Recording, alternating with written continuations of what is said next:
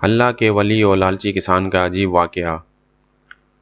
پرانے زمانے کی بات ہے، کسی ملک پر ایک بادشاہ حکومت کرتا تھا جو نہایت رحم دل اور انتہائی خوش اخلاق تھا۔ یہی وجہ تھی کہ اس کی رعایا اس نیک دل بادشاہ سے بہت خوش تھی۔ ایک رات بادشاہ نے خواب دیکھا جس میں اسے ایک گیدڑ ایک رسی میں لٹکا ہوا نظر آیا۔ خواب کی وجہ سے بادشاہ بہت پریشان ہوا۔ وہ رات بھر سو نہیں سکا۔ صبح ہوتے ہی اس نے سارے وزیر اور دانشوروں کو دربار میں بلایا۔ بادشاہ نے اپنا خواب بیان کیا اور سب سے اپنی تعبیر پوچھی۔ سبھی سوچ سوچ کر پریشان ہو گئے، پر کسی کو بھی خواب کی تعبیر سمجھ میں نہیں آئی، جبکہ بادشاہ کو ہر حال میں اپنے خواب کی تعبیر چاہیے تھی۔ اس لیے اس نے اعلان عام کروایا کہ جو کوئی بھی مجھے خواب کی تعبیر بتائے گا اسے انعامات سے مالا مال کر دیا جائے گا۔ یہ سوچ کر بہت سے لوگ انعامات کی لالچ میں اور کئی خود کو عقل مند کہلانے کے لالچ میں تعبیر بتانے گئے، مگر سب ناکام ہو گئے۔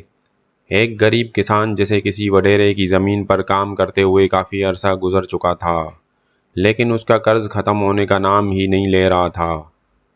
سارا منافع تو ظالم وڈیرا ہی کھا جاتا۔ سالہ سال محنت کرنے کے باوجود کسان کی وہی بھوک اور بدحالی برقرار تھی۔ اس نے سوچا کہ کیوں نہ قسمت آزمائی جائے اور بادشاہ کو اس کے خواب کی تعبیر بتائی جائے۔ کیا معلوم خوش ہو کر بادشاہ سلامت انعامات سے نواز دے۔ صبح ہوتے ہی غریب کسان شاہی محل کی طرف چل پڑا۔ چلتے چلتے راستے میں اس کی نظر ایک سفید پوش بزرگ پر پڑی جو ایک سایہ دار درخت کے نیچے بیٹھے ہوئے تھے۔ کسان نے آگے بڑھ کر انہیں باادب انداز میں سلام پیش کیا اور اپنے آنے کا مقصد بیان کیا۔ بزرگ نے تحمل سے اس کی بات سنی اور بتایا کہ یہ تو ایک معمولی بات ہے، تم وعدہ کرو کہ انعام میں جو رقم تمہیں ملے گی اس کا آدھا حصہ مجھے بھی دو گے، تو پھر میں تمہیں بادشاہ کے خواب کی تعبیر بتانے کے لیے تیار ہوں۔ کسان نے وعدہ کر لیا۔ اس بزرگ نے خواب کی تعبیر بتاتے ہوئے کہا، گیدڑ فریب اور چالاکی کی علامت ہوتا ہے۔ اس کا رسی پر لٹکنا اس بات کو ظاہر کرتا ہے کہ ملک میں فریب اور دھوکے بازی بڑھتی جا رہی ہے، اس لیے بادشاہ کو ہوشیار ہو کر رہنا پڑے گا۔ کسان سیدھا بادشاہ سلامت کے دربار میں آیا اور اسے خواب کی تعبیر بتائی۔ بادشاہ کو خواب کی تعبیر پسند آئی اور خوش ہو کر کسان کو مالا مال کر دیا۔ سارے مال سمیت جب وہ واپس آیا تو اس نے سوچا کہ کیوں نہ میں سارا مال اکیلا ہی ہڑپ کر جاؤں۔ بزرگ کو اگر اس مال کا آدھا حصہ نہیں دیا تو وہ کیا کر لے گا۔ یہ سوچتے سوچتے وہ اپنے گھر پہنچ گیا۔ کچھ عرصہ بعد بادشاہ کو خواب میں اپنے اوپر ایک باریک دھاگے سے تلوار لٹکتی ہوئی نظر آئی۔ خواب دیکھ کر بادشاہ پھر پریشان ہو گیا۔ آخر اس نے کسان کو قاصد بھیجا کہ اب وہ بادشاہ کے اس خواب کی تعبیر بتائے۔ کسان یہ بات سن کر پریشان ہو گیا اور مجبور ہو کر دوبارہ سفید پوش بزرگ کے پاس جا کر منت سماجت کر کے خواب کی تعبیر پوچھی۔ بزرگ نے اسے خواب کی تعبیر یوں بتائی کہ تلوار جنگ کی تیاری کی علامت ہے، جس کے لیے بادشاہ کو بھی اچانک حملہ ہو جانے کے لیے تیاری کرنا پڑے گی۔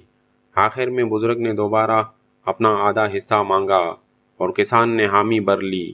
کسان بادشاہ سلامت کے دربار میں پہنچا اور خواب کی تعبیر سنائی، جسے سن کر بادشاہ بہت خوش ہوا اور پہلے کی طرح کسان کو انعامات سے نوازا۔ اس دفعہ وہ جیسے ہی دربار سے لوٹا تو راستے میں انہی سفید پوش بزرگ کو اپنا منتظر پایا۔ بزرگ نے اس سے اپنا آدھا حصہ مانگا۔ کسان نے آؤ دیکھا نہ تاؤ تلوار نکال کر بزرگ پر وار کر دیا، جس سے بزرگ کا ایک بازو زخمی ہوا، لیکن وہ خاموش رہا۔ جبکہ کسان جو اب لالچی ہو گیا تھا سارا مال اپنے ساتھ لے کر چل دیا۔ اتفاق سے بادشاہ کو پھر تیسرا خواب نظر آیا جس میں اسے ایک ذبح کی ہوئی بکری نظر آئی۔ بادشاہ نے دوبارہ قاصد بھیجا اور کسان کو طلب کیا اور یہ کہا کہ آ کر میرے خواب کی تعبیر بتاؤ کہ اس خواب کا کیا مطلب ہے۔ کسان بہت پریشان ہوا اور آخرکار تیسری مرتبہ شرمندہ ہو کر بزرگ کی طرف روانہ ہوا۔ بزرگ نے اس لالچی کسان کو دیکھتے ہی غصے سے منہ پھیر لیا۔ کسان بزرگ کے پاؤں میں گر گیا اور گر گڑا کر اپنی کی ہوئی غلطیوں کی معافی مانگی اور وعدہ کیا کہ اب دھوکہ نہیں دوں گا، انشاءاللہ اس مرتبہ آپ کا حصہ ضرور ملے گا۔ بزرگ نے تحمل مزاجی سے کام لیتے ہوئے کسان کو معاف کر دیا اور خواب کی تعبیر بھی بتائی۔ چونکہ بکری امن کی نشانی ہے، اس لیے اب بادشاہ کے ملک میں امن و امان ہوگا اور لوگ بکریوں کی طرح امن و امان سے رہیں گے۔ اور دھوکہ بازی، کساد بازاری اور فریب سے دور رہیں گے۔ کسان نے جب بادشاہ کو خواب کی تعبیر بتائی تو بادشاہ کو یہ تعبیر بھی بہت پسند آئی، کیونکہ اس مرتبہ خواب کی تعبیر دل موہ لینے والی اور خوشگوار تھی۔ کسان کو پہلے سے بھی زیادہ نوازا گیا۔ اس دفعہ کسان نے پہلے والا مال اور اب والا انعام و اکرام ملا کر سارا مال لا کر بزرگ کے قدموں میں رکھ دیا۔ مجھے معاف کرنا بزرگ صاحب، دولت کی لالچ میں آ کر مجھ سے خطا ہوئی ہے۔ میں اپنی غلطی پر شرمندہ ہوں، خدا کے لیے مجھے معاف کر دیں، اور میں اپنے گناہ پر معافی کا طلبگار ہوں۔ یہ ساری دولت اپنے پاس رکھ لیں اور مجھے معاف کر دیں۔ میں توبہ کرتے ہوئے وعدہ کرتا ہوں کہ اب زندگی میں کبھی کسی کو دھوکہ نہیں دوں گا، اور دولت کی لالچ میں آ کر کسی کا دل نہیں دکھاؤں گا، اپنی اوقات نہیں بھولوں گا، اور نہ ہی غرور و تکبر کروں گا۔ مجھے معاف کر دیں۔ بزرگ، جو بہت پہنچے ہوئے درویش تھے، نہایت نرمی سے بولے، حقیقت میں آپ کا کوئی قصور نہیں، کیونکہ جب پہلی بار آپ میرے پاس آئے تھے تو اس وقت ملک میں فریب اور مکاری کا دور تھا، اس لیے آپ بھی ٹھگ نکلے۔ دوسری بار بھی آپ نے میرے اوپر اس لیے حملہ کیا کہ اس وقت سارے ملک میں خون ریزی پھیلی ہوئی تھی، ہر کوئی ایک دوسرے کے خون کا پیاسا تھا، مطلب کہ ملک میں فتنے کا دور تھا۔